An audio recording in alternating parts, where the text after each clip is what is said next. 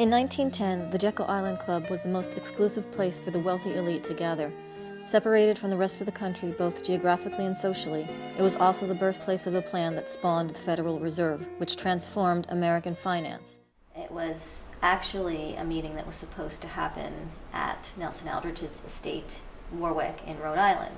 He wanted input from the banking community. Now, he had a long-standing relationship with J.P. Morgan. We have always believed that J.P. Morgan was probably the main instigator in recommending Jekyll as a good alternative to Senator Aldrich's estate.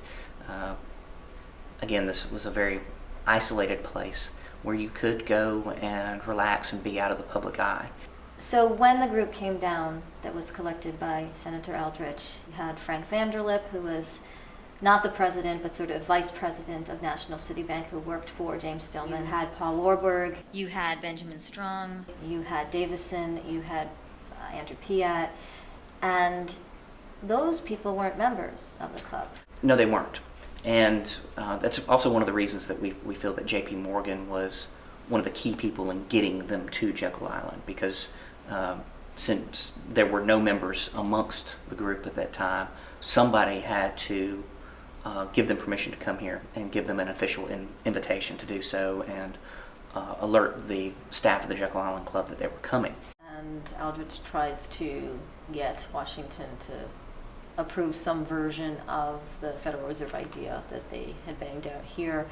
They made behind-the-scenes contacts to try to lobby for support for this continuing effort, and were probably still key in seeing it through when it was eventually passed.